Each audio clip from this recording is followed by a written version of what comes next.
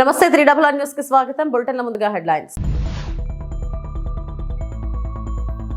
Assembly వద్ద పవన్ ను ఆలింగనం చేసుకున్న వైకాపా ఎమ్మెల్సీ బొత్స.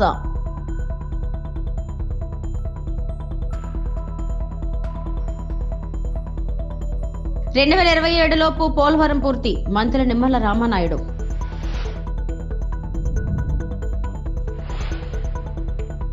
త్వరలో నూతన పర్యాటక పాలసీ, మంత్రి కందుల దుర్గేష్ వెల్లడి.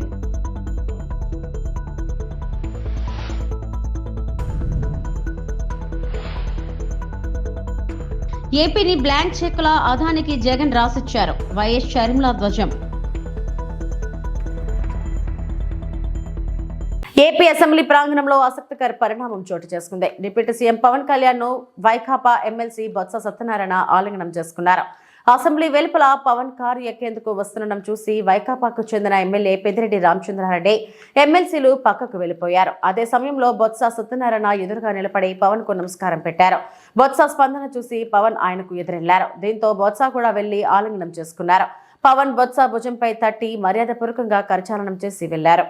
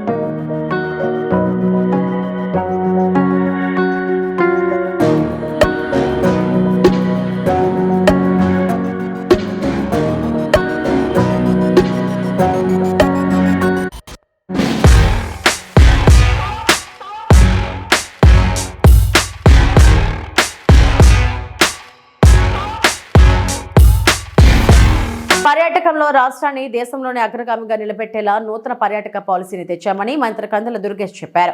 శాసనసభలో పర్యాటక పాలసీని ఆయన ప్రకటించారు. అందరి అభిప్రాయాలు సూచనలు తీసుకుని పాలసీని తెచ్చామన్న మంత్రి ప్రజల్లోకి తీసుకెళ్లాలని సభ్యులకు సూచించారు. చంద్రబాబు నాయుడు గారికి ప్రత్యేకమైనటువంటి ధన్యవాదాలు. కారణం, చాలా కాలంగా ఈ రాష్ట్రంలో పర్యాటక రంగంలో ఉన్నటువంటి వారు కానీ, పర్యాటక రంగం అభివృద్ధి చెందాలని ఆలోచించే వారు కానీ కోరుకుంటున్నటువంటి పర్యాటకానికి పరిశ్రమ హోదా అనేటువంటి అంశానికి ముఖ్యమంత్రి గారు గ్రీన్ సిగ్నల్ ఇవ్వటం, ప్రకటించటం ఇవాళ రాష్ట్రంలో ఉన్నటువంటి పర్యాటక రంగానికి ఒక ఊతం ఇచ్చిందనేటువంటి మాటని సందర్భంగా తెలియజేస్తూ, ముఖ్యంగా ఈ పర్యాటక విధానం టూరిజం పాలసీని ఆంధ్రప్రదేశ్ రాష్ట్రంలో ఉన్నటువంటి విస్తారమైనటువంటి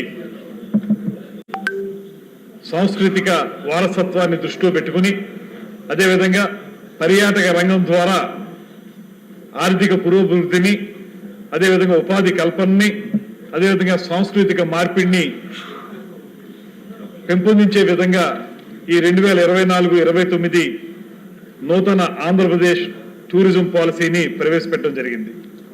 దీని యొక్క విజన్ చూసుకున్నట్లయితే భారతదేశంలో ఆ మాటకు వస్తే ప్రపంచంలోనే ఒక అద్భుతమైనటువంటి పర్యాటక ప్రదేశంగా ఆంధ్రప్రదేశ్ తయారు చేయాలని, అందులో ప్రధానంగా ఏ ఒక్క పర్యాటక రంగానికి సంబంధించిన కార్యక్రమాలకు పరిమితం కాకుండా ఆధ్యాత్మిక మరియు కోస్తా తీర పర్యావరణం మరియు అడ్వెంచర్ పర్యావరణం, వెల్నెస్ ఎక్స్పీరియన్సెస్ ని దృష్టిలో పెట్టుకుని వాటి ద్వారా ఒక పక్కన పర్యాటక రంగాన్ని అభివృద్ధి చేస్తూ, మరో పక్కన స్థానిక జనసమూహాలు ఎవరైతే ఉన్నారో జనసమూహాలు 2027లో పోలవరం పూర్తి చేసేందుకు ప్రభుత్వం చిత్తశుద్ధితో పనిచేస్తున్నట్లు జనవనరుల మంత్రి నిమ్మల రామానాయుడు తెలిపారు. డయాఫ్రమ్ వాల్ పనులతో పాటే ఎత్కమ్ రాక్ ఫీల్డ్ డ్యామ్ నిర్మాణం కొనసాగిస్తామని వెల్లడించారు. అదే సమయంలో నిర్వాసితులకు పునరావాసం కల్పించేందుకు కట్టుబడి ఉన్నట్లు తెలిపారు. గత ప్రభుత్వ విధ్వంస విధానాలతో పోలవరం ఆలస్యమైందని, అన్నిటినీ సరిదిద్ది ముందుకెళ్తామని మండలిలో స్పష్టం చేశారు.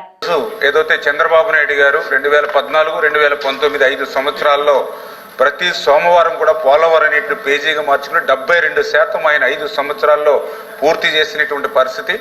అందులో భాగంగానే ఆ రోజు 18 నెలలు శ్రమించి డయాఫ్రమ్ వాళ్ళను కూడా పూర్తి చేసినటువంటి పరిస్థితి అధ్యక్ష. ఏదైతే మరి యొక్క ప్రభుత్వం మారిన తర్వాత, ఎందుకంటే 2019లో ప్రభుత్వం కంటిన్యూ అయ్యి ఉంటే ఆ యొక్క డయాఫ్రమ్ వాల్ పైన ఏదైతే ఈ యొక్క మేజర్ డ్యామ్ ఏదైతే ఉందో ఈసీఆర్ఎఫ్ ఎర్త్కమ్ రాక్ఫిల్ డ్యామ్ ఏదైతే ఉందో అది కూడా నిర్మాణం ప్రారంభించుకుని 2021 కల్లా పోలవరం పూర్తయి ఉండేది అధ్యక్ష. కానీ దురదృష్టవశాత్తు ప్రభుత్వం మారిన తర్వాత కక్షపూరితంగా అక్కడ పనిచేసేటువంటి ఏజెన్సీలు ఏవైతే ఉన్నాయో వాటన్నిటిని కూడా 2019 జూన్ నెలలో రద్దు చేసేసి 17 నెలలు అక్కడ ఏజెన్సీ లేకుండా చేసి 17 నెలలు అక్కడ ఎక్స్పీరియన్స్ ఉన్నటువంటి అధికారులు ఎవరికి లేకుండా చేయడం వల్ల 2020 ఆగస్టులో వచ్చినటువంటి వరదలకు డయాఫ్రమ్ వాళ్ళు దెబ్బతిందని. అది నేను చెప్పడం కాదు అధ్యక్ష, డైరెక్ట్గా ఎవరైతే నీతి ఆయోగ్ ఏదైతే ఈ యొక్క ఐఐటి హైదరాబాద్ ఏదైతే నిపుణుల కమిటీని పంపించారో వాళ్లే రిపోర్ట్ ఇచ్చినటువంటి పరిస్థితి అధ్యక్ష. అదేవిధంగా ఏదైతే చాలా క్లియర్గా ఆ రోజు ఏజెన్సీని మార్చవద్దు, ఎందుకంటే ఏజెన్సీలు మారిస్తే ఒకే వర్క్ని 2 ఏజెన్సీలు పనిచేస్తే రేపొద్దున ఆ వర్క్కి ఏదైనా ప్రమాదం జరిగితే ఎవరు బాధ్యత వహిస్తారని చెప్పి ఆ రోజు పీపీఏ కూడా ఆ రోజు రాష్ట్ర ప్రభుత్వానికి లేఖలు రాశారు, వార్నింగ్ ఇచ్చారు, రిక్వెస్ట్ చేశారు. అయినా కూడా ఆ రోజు ప్రభుత్వం పెడచెవిని పెట్టినటువంటి పరిస్థితుల్లోనే ఆ రోజు ఆ డయాఫ్రమ్ వాళ్ళు నష్టపోయినటువంటి పరిస్థితి అధ్యక్ష. దానివల్ల ఈ రోజు మళ్ళీ కొత్త డయాఫ్రమ్ వాళ్ళు నిర్మాణం చేసుకోవాలి అనేటువంటిది ఇవాళ ఇంటర్నేషనల్ ఎవరైతే ఎక్స్పర్ట్స్ కానీ వీళ్ళందరూ కూడా ఇచ్చిన రిపోర్ట్ ప్రకారం చూస్తే దగ్గర మళ్ళీ 990 కోట్లతోటి మళ్ళీ ఈరోజు కొత్త డయాఫ్రమ్ వాళ్ళని నిర్మాణం చేసుకునేటువంటి పరిస్థితి దుస్థితి మరి గత ప్రభుత్వ నిర్వాహకం వల్ల వచ్చినటువంటి పరిస్థితి అధ్యక్ష. నెంబర్ 1. ఏదైతే రెండవది ఆ పోలవరం ప్రాజెక్ట్ ని పూర్తి చేస్తాం, ఆ గోదావరి జలాలు అటు ఉత్తరాంధ్రకు అటు రాయలసీమకు తీసుకెళ్లేటువంటి బాధ్యత ఎన్డీఏ ప్రభుత్వం తీసుకుంటుందని చెప్పి మీ ద్వారా తెలియజేస్తున్నాను అధ్యక్ష. పబ్లిక్ అకౌంట్స్ కమిటీ చైర్మన్ పదవికి నామినేషన్ వేసిన పెద్దిరెడ్డి రామచంద్రారెడ్డి ఎన్నిక సమయంలో తన ఓటు హక్కును వినియోగించుకోకుండా వెనుతిరిగారు. పీఎస్సీ చైర్మన్ పదవిని ప్రతిపక్షానికి ఇవ్వలేదన్న అసంతృప్తిని ఆయన వ్యక్తం చేశారు. మరోవైపు వైసీపీ సైతం ఎన్నికను బహిష్కరిస్తున్నట్లు ఆ పార్టీ నేతలు తెలిపారు. పబ్లిక్ అకౌంట్స్ కమిటీ చైర్మన్ పదవిని అధికారంలో ఉన్న సభ్యులకే ఇవ్వడం అనేది ఇంతవరకు జరగలేదు. 1967 నుంచి కూడా ప్రతిపక్షానికి ఇస్తూ ఉన్నారు. అనేక పార్లమెంట్లో కూడా 1950లో జనవరి 26 ఒక అమెండ్మెంట్ జరిగింది, ఆర్టికల్ 309 బ్రాకెట్లో అయ్యి అని చెప్పి. ఆ ఆర్టికల్ ప్రకారం కూడా ప్రతిపక్షానికి ఇవ్వాలని వాళ్ళు మార్పు చేసి అనేక మంది కేవలం ప్రతిపక్ష సభ్యుడి హోదా, ప్రతిపక్ష నాయకుడి హోదా లేని పార్టీలకే ఈ పిఎస్సి చైర్మన్ పదవిని ఇస్తూ వచ్చారు. ఉదాహరణకు బీజేపీకి ఇద్దరు సభ్యులుంటే 1981-82లో శ్రీ సతీష్ అగర్వాల్ అని చెప్పి వారికి ఈ పిఎస్సి చైర్మన్ పదవిని పార్లమెంట్లో ఇవ్వడం జరిగింది. ఈ విధంగా అనేక మంది 20 మంది 30 మంది ఉండే సభ్యులకు కూడా పార్లమెంట్లో ప్రతిపక్ష నాయకుడు హోదా లేని పార్టీలకు కూడా ఈ పిఎస్సి చైర్మన్గా అనేక పర్యాయాలు ఇచ్చారు. మరి ఆ విధంగా చేయడం వల్ల పబ్లిక్ అకౌంట్స్ కమిటీ అంటే ఒక రెస్పాన్సిబుల్గా పనిచేస్తుంది. పనిచేసేదే కాకుండా ప్రభుత్వం ఏదైనా చేసే తప్పిదాలన్నీ కూడా ఎత్తి చూపుతుంది అని చెప్పి. రాష్ట్రంలో కాంగ్రెస్ ప్రభుత్వం ఏర్పడ్డాక రైతుల పరిస్థితి అగమ్యగోచరంగా మారిందని బారాస నేత మాజీ మంత్రి హరీష్ రావు విమర్శించారు. బోనస్ మాట బోగస్ అయిందని, మద్దతు ధర కూడా రావట్లేదన్నారు. ఖమ్మంలో మీడియాతో ఆయన మాట్లాడారు. పత్తిలో ప్రతి క్వింటాకు రైతుకు 1500 నష్టం వాటిల్లుతుంది. ప్రతిపక్షాలను ఇబ్బంది పెట్టడం, కుట్రలు చేయడం తప్ప కాంగ్రెస్ ప్రభుత్వం చేసింది జీరో. వరి, పత్తి పంట దళారుల పాలవుతుంటే ప్రభుత్వం ఏం చేస్తుంది? రైతు బంధు, మద్దతు ధర లేదని రైతులు ఆవేదన చెందుతున్నారు. కేసీఆర్ ముఖ్యమంత్రిగా ఉన్నప్పుడు పత్తికి గరిష్టంగా 11,000, కనిష్టంగా 9,000 ధర పలికింది. ఇప్పుడు ఎందుకు ధర తగ్గింది? పత్తి రైతులకు మద్దతు ధర రావాలి. 500 బోనస్ ఇవ్వాలని ప్రభుత్వాన్ని డిమాండ్ చేస్తున్నారు. ఆంధ్ర దళారుల ధాన్యం కొనుగోలు చేస్తున్నారు. మంత్రి ఉత్తమ్ కుమార్ రెడ్డి పౌర సరఫరాల శాఖ కమిషనర్ మాటలకు తేడా ఉంటుంది. ఖమ్మం జిల్లా మంత్రులు ఆధిపత్యం కోసం బాగా బిజీ అయ్యారు. ప్రజా సమస్యలను గాలికొదిలి గొప్పలకు పోతున్నారని హరీష్ రావు విమర్శించారు. పార్టీ కాంగ్రెస్ పార్టీ ఆ రోజేమో అన్ని పంటలకు బోనస్ ఇస్తామన్నారు. పత్తికి కూడా 500 బోనస్ అని చెప్పారు. కానీ ఈరోజు బోనస్ మాట బోగస్ అయిపోయింది. కనీసం మద్దతు ధర కూడా రావడం లేదు. మార్కెట్ యార్డ్లో ఇప్పటిదాకా మార్కెట్ సెక్రటరీ గారిని కలిస్తే ఆయన ఇచ్చిన పేపర్లోనే ఇప్పటి వరకు ఏ ఒక్క రోజు కూడా ఈ మార్కెట్లో మద్దతు ధర రాలేదు. మార్కెట్ సెక్రటరీ గారు ఇచ్చిన పేపర్ ఇది, నేనేమి తేలేదు ఈ పేపరు. ఇప్పటి వరకు యావరేజ్గా 6,500 రూపాయలు కూడా మద్దతు ధర దాటడం లేదు. ఒకవైపు అకాల వర్షాలతోని పంట దెబ్బతిని రైతులు తీవ్రమైనటువంటి బాధలో ఉన్నారు. పెట్టుబడి సాయం కూడా ఇవ్వలే ఈ ప్రభుత్వం. పెట్టుబడి సాయము ఇవ్వలేదు. కనీసం మద్దతు ధరకైనా పంట కొంటారేమోనంటే మద్దతు ధర కూడా రావడం లేదు. అంటే 500 బోనస్ దేవుడికి కానీ 1000 రూపాయలు మద్దతు ధర కంటే తక్కువ కొంటున్నారు. అంటే 1,500 రూపాయలు నష్టం. 7,521 రూపాయలు పత్తి మద్దతు ధర అయితే ఈ రోజు వరకు ఈ మార్కెట్లో కొన్న యావరేజ్ రేటు 6,400, 6,500. అంటే ప్రతి క్వింటాల్ మీద 1000 రూపాయలు రైతు నష్టపోతున్నాడు. ప్రతి క్వింటాల్ మీద మీరు 500 బోనస్ అన్నారు. బోనస్ ఇవ్వాలని చెప్పి మేము ప్రభుత్వాన్ని డిమాండ్ చేస్తా ఉన్నాం. రైతులకు ఇప్పటికైనా ప్రభుత్వం మేల్కొని 7,521 రూపాయలు మద్దతు ధర వచ్చే విధంగా అవసరమైతే మీ జిల్లా కలెక్టర్లను, సీనియర్ అధికారులను మార్కెట్లో పెట్టి ఈనాం కేంద్రాల ద్వారా పత్తి రైతులకు కొనుగోలు చేసే విధంగా, మద్దతు ధర ఇచ్చే విధంగా ప్రభుత్వం చర్యలు తీసుకోవాలని చెప్పి బీఆర్ఎస్ పార్టీ పక్షాన్ని డిమాండ్ చేస్తా ఉన్నాం. గతంలో కేసీఆర్ గారు ఉన్నప్పుడు 11,000, 10,000, 9,000 రూపాయలు వస్తుంది. ఇప్పుడు 5,000, 6,000కు పడిపోయిందంటే ఈ ప్రభుత్వం యొక్క నిర్లక్ష్యం వల్ల, ఈ ప్రభుత్వం యొక్క తప్పిదాల వల్ల, ఈ ప్రభుత్వం పట్టించుకోకపోవడం వల్ల ఇలా పత్తి రైతులు కన్నీళ్లు పెట్టుకున్నటువంటి పరిస్థితి ఉన్నది. ఇలా రైతులను అడిగితే ఏమంటున్నారు? 10 రోజులైనా సీసీఐ కొనుగోలు కేంద్రానికి పోతే ఏదో ఒక కొరీలు పెడతా ఉన్నారు, తిప్పి పంపుతా ఉన్నారు. ఇంకా దిక్కులేక మేము మార్కెట్లో వచ్చి చెప్పిన ధరకు అమ్ముకుంటున్నామని చెప్తున్నారు. తూకంలో కూడా చాలా మోసం జరుగుతా ఉంది. తూకంలో కూడా మాకు మోసం జరుగుతుందని చెప్తా ఉన్నారు.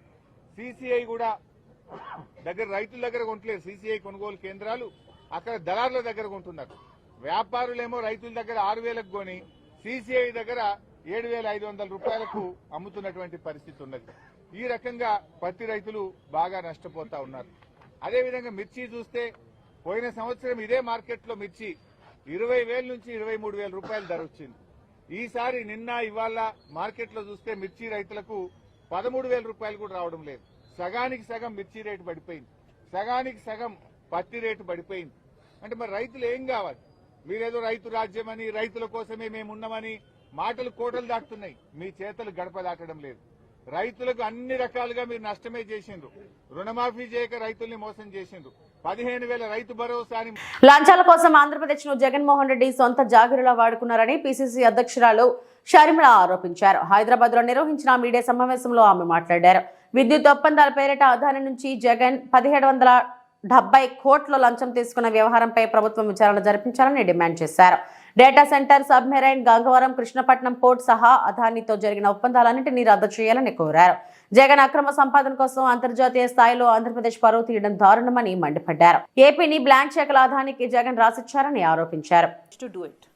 అంటే ఆంధ్ర రాష్ట్రానికి చెందిన ముఖ్యమంత్రిని గౌతమ్ అదానీ గారు స్వయంగా కలిసి పవర్ సప్లై అగ్రిమెంటు ఇంకా కానందున మీకు ఏమివ్వాలి, మీకు ఏమి ఇన్సెంటివ్ ఇస్తే ఇది అవుతుంది అన్న డిస్కషన్ జరిగింది అని పేర్కొన్నారు.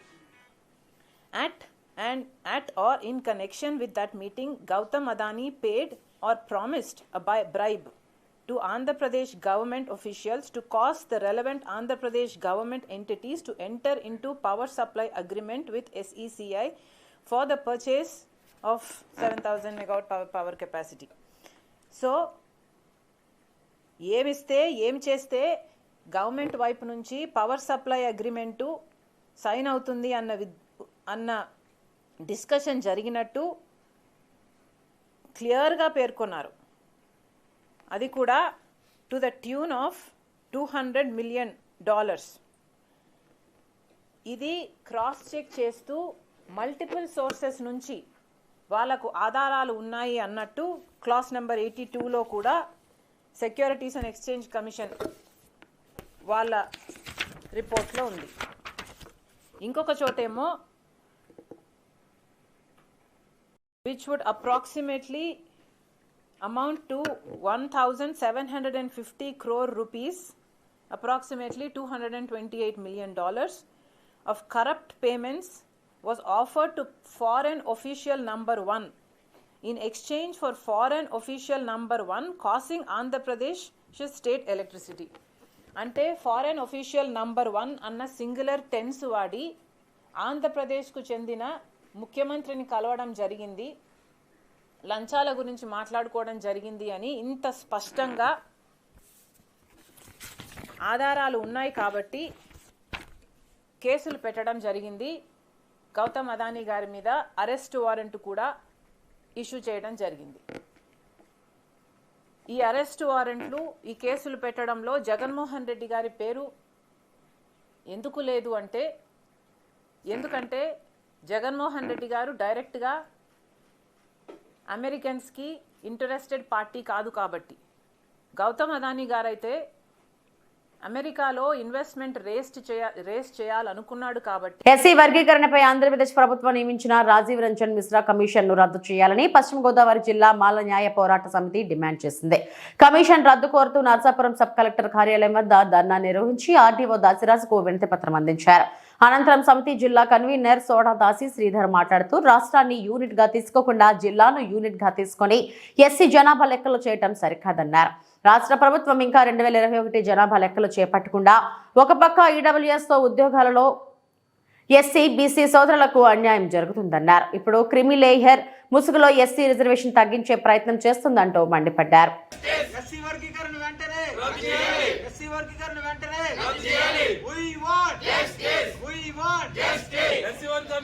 కమిషన్ వెంటనే ఎస్సీ వర్గపై నియమించిన కమిషన్ వెంటనే ఎస్సీ వర్గపై నియమించిన కమిషన్ వెంటనే ఎస్సీ వర్గపై నియమించిన కమిషన్ వెంటనే ఎస్సీ వర్గపై నియమించిన కమిషన్ వెంటనే.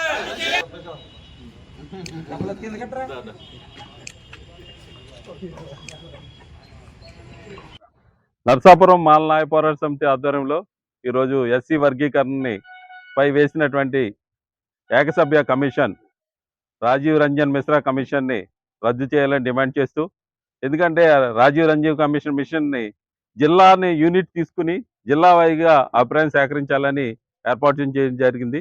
ఇది సుప్రీంకోర్టు తీర్పుకి కానీ రాజ్యాంగ స్ఫూర్తికి కానీ రిజర్వేషన్ల పూర్తిగా విరుద్ధమైనటువంటి ప్రక్రియ. ఎందుకంటే జిల్లాని యూనిట్ తీసుకుంటాం అనేటువంటిది అసలు రాజ్యాంగ స్ఫూర్తికి విరుద్ధమైనటువంటి ప్రక్రియ. ఈ జిల్లాను యూనిట్ గా తీసుకోవాలనేది ఏకసభ్య కమిషన్ రాష్ట్ర ప్రభుత్వం ఏర్పాటు చేసింది. ఈ కమిషన్ ని వెంటనే రద్దు చేయాలని మేము కోరుతున్నాం. ఎందుకంటే వీళ్ళకి కావాల్సినటువంటి డేటా అంతా కూడా 2021 జనాభా లెక్కలు జరగలేదు. 2011లో జరిగినటువంటి జనాభా లెక్కలే ఉన్నాయి. 14 సంవత్సరాలు అయింది జనాభా లెక్కలు. ప్రతి 10 సంవత్సరాలకి జనాభా లెక్కలు జరగాలి. ఏ విధమైనటువంటి కుల ఆధారమైనటువంటి డేటా రాష్ట్ర ప్రభుత్వం దగ్గర లేకపోయినప్పటికీ కూడా ఒక కుట్రకూనితంతో ఎస్సీలని మాలలను అణచివేయాలనేటువంటి దృష్టితోటి ఇది వర్గీకరణ అనేటువంటి అంశాన్ని తెర మీద తీసుకురావడం జరిగింది. ఇంతకుముందు 2004లో 5 ధర్మాసనం కొట్టివేసినటువంటి ఈ సుప్రీంకోర్టు ధర్మాసనం కొట్టివేసినటువంటి అంశాన్ని మళ్ళీ కుట్రపూరితంగా మళ్ళీ దీన్ని తీసుకుని వచ్చి నర్సాపురం నియోజకవర్గంలోని డిసెంబర్ 1వ తేదీన కాపు వన సమారాధన మండలంలోని సీతారాంపురం పంచాయతీలో గల కొండవీటి వారి తోటలో నిర్వహించినట్లు ఆ సంఘం ప్రతినిధులు తెలిపారు. స్థానిక తెలగ కళ్యాణ మండపంలో నిర్వహించిన విలేకరుల సమావేశంలో కోటిపల్లి సురేష్, దాసరి శ్రీనివాస్, జీవీకే రామారావు, డాక్టర్ చినిమిల్లి సత్యనారాయణరావు, కోటిపల్లి వెంకటేశ్వరరావు, సిరికి నీడి రాజ్యలక్ష్మి తదితరులు మాట్లాడుతూ నియోజకవర్గ స్థాయిలో నిర్వహించే ఈ కార్యక్రమంలో పిల్లలకు ఆటపాటలతో పాటు ప్రతిభ కనపరిచిన విద్యార్థులకు స్కాలర్షిప్లు అందజేస్తామన్నారు. ఇటీవల కాపు కార్పొరేషన్ చైర్మన్ గా నియమితులైన మాజీ మంత్రి కోతపల్లి సుబ్బారాయుడు, తెలుగుదేశం పార్టీ రాష్ట్ర కార్యనిర్వాహక కార్యదర్శి కొవ్వలి యతిరాజా రామ్మోహన్ నాయుడు సన్మాన కార్యక్రమం కూడా చేయడం జరుగుతుందన్నారు. కార్యక్రమంలో కావలి నాని, మల్లెపూడి చిన్నబాబు, అడబాల అయ్యప్ప నాయుడు, గుగ్గరపు మురళి తదితరులు పాల్గొన్నారు. నియోజకవర్గ నలుమూల నుంచి కాపు కుటుంబ సభ్యులందరూ కూడా పెద్ద ఎత్తున పాల్గొని ఈ కార్యక్రమాన్ని జయప్రదం చేయవలసిందిగా మనం కోరుకుంటున్నాం. ఈ సంవత్సరం ఈ కార్యక్రమంలో జనరల్గా జరిగే కార్యక్రమాలతో పాటుగా నూతనంగా మన కాపు కార్పొరేషన్ చైర్మన్గా ఎన్నికైన నియమితులైన కొత్తపల్లి సుబ్బారాయుడు గారికి ఘన సత్కారం ఒకటి ఏర్పాటు చేయడం జరిగింది. అలాగే ఈ కళ్యాణ మండపం ఆధునీకరణకి తన వంతు సాయంగా విశేష కృషి చేసిన కొవ్వలి ఇత్తరాజు రామ్మోహన్ నాయుడు గారికి అభినందనలు తెలియజేస్తున్నాం. మరి ఈ కార్యక్రమంలో ఉదయం 9 గంటలకు స్టార్ట్ అవుతుంది.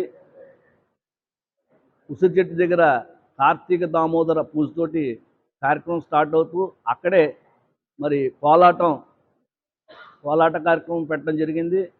మరి మహిళలు, యువతులు, చిన్నారులతోటి ఆ కోలాట కార్యక్రమం ఆధ్యాత్మికంగా మరి అన్ని కుటుంబాలు వచ్చి అక్కడ పూజ చేసుకునే విధంగా ఏర్పాటు చేయడం జరుగుతుంది. ఈ సంవత్సరం కార్తీక వన సమారాధన తెలంగాణ కాపు సకుటుంబ కార్తీక వన సమారాధన డిసెంబర్ 1వ తారీఖున జరపాలని కాపు సోదరులందరూ కూడా నిర్ణయించారు. మరి కార్తీక మాసం అంటే యువత రాజకీయాల్లోకి రావాలని కేంద్ర సహాయ మంత్రి పెమ్మసాని చంద్రశేఖర్ పిలుపునిచ్చారు. యువత అన్ని వర్గాలకు స్ఫూర్తి కలిగించేలా ఉండాలన్నారు. సమాజం గురించి ఆలోచిస్తూ నలుగురి క్షేమం కోసం పనిచేసే యువత ఉన్నప్పుడే అభివృద్ధి సాధ్యమని తెలిపారు. వారికి అవకాశం కల్పిస్తూ ప్రోత్సహిస్తున్న ముఖ్యమంత్రి చంద్రబాబు నాయుడు, మంత్రి నారా లోకేష్ కు ధన్యవాదాలు చెప్పారు. ఏపీ సృజనాత్మకత మరియు సాంస్కృతిక సమితి చైర్మన్ పర్సన్ గా తేజస్వి పొడపాటి బాధ్యతలు స్వీకరించిన కార్యక్రమానికి ముఖ్య అతిథిగా హాజరైన పెమ్మసాని ఈ వ్యాఖ్యలు చేశారు. ఆ రోజు ఉత్తేజితమై మరి ఈ రోజున ఈ ఎలక్షన్ రిజల్ట్ ఇలా రావటానికి కారణంలో వాళ్ళు ముఖ్యమైనటువంటి భాగం పోషించారు కాబట్టి వాళ్ళకి ఈ సముచిత స్థానం ఇచ్చి ఈ విధంగా గౌరవించారు. వెల్ డిజర్వ్డ్ పర్సన్ కాబట్టి అందుకే నేను బిజీగా ఉన్నా కూడా ఇటు పరిస్థితుల్లో మనం వెళ్ళాలి, ఒకసారి కనపడి కృతజ్ఞతలు చెప్పాలి, వాళ్ళకి అభినందనలు చెప్పాలని నేను ఈరోజు పొద్దున్నే ఫ్లైట్ నుంచి వచ్చాం. పొద్దున్న 5 గంటలకు లేచి రెండోది వీరిని చూసి యంగ్ జనరేషన్, ఇప్పుడు ఈ రోజున యంగ్ జనరేషన్ అంతా కూడా కంఫర్టబుల్ పొజిషన్స్లోకి వెళ్ళిపోతూ ఉన్నారు. సాఫ్ట్వేర్ ఉద్యోగులందరూ కూడా మంచి మంచి శాలరీలు వస్తూ ఉన్నాయి. ఎవరి ప్రపంచంలో వాళ్ళు బతుకుతూ ఉన్న రోజుల్లో సమాజం గురించి ఆలోచిస్తూ ఈ విధంగా కూడా ముందుకు వెళ్ళొచ్చు, కష్టపడితే అవకాశాలు అవే ఎదుర్కొంటా మనకు వస్తాయి. ఇప్పుడే వాళ్ళు ఇంకా చిన్న వయసులో ఉన్నారు, ఇప్పుడే స్టార్ట్ అయింది, ఇంకా ముందు ముందు మంచి పదవులు వస్తాయని మిగిలిన వాళ్ళు కూడా ఇన్స్పైర్ అయ్యి మీరు కష్టపడుతూ ఈవినింగ్ వీకెండ్స్ టైం ఉన్నప్పుడు కొద్ది సమయంలో సమాజం గురించి ఆలోచిస్తూ కష్టపడతా ఉండండి. మీరు లైఫ్లో సెటిల్ అయ్యాక 45-50 సంవత్సరాలకు పూర్తి స్థాయిలో ప్రజా జీవితంలోకి వస్తే, ఎందుకంటే ఎవరో ఏదో చేస్తారని అనుకుంటే ఏమీ జరగవు అని నాకు ఈ 5-6 నెలల్లో రాజకీయాల్లోకి వచ్చిన తర్వాత క్లియర్గా అర్థమైంది. ఇవి ఇప్పటివరకు నా బులెటిన్ అప్డేట్స్. మరిన్ని వార్తా విశేషాల కోసం చూస్తూనే ఉండండి. నమస్తే.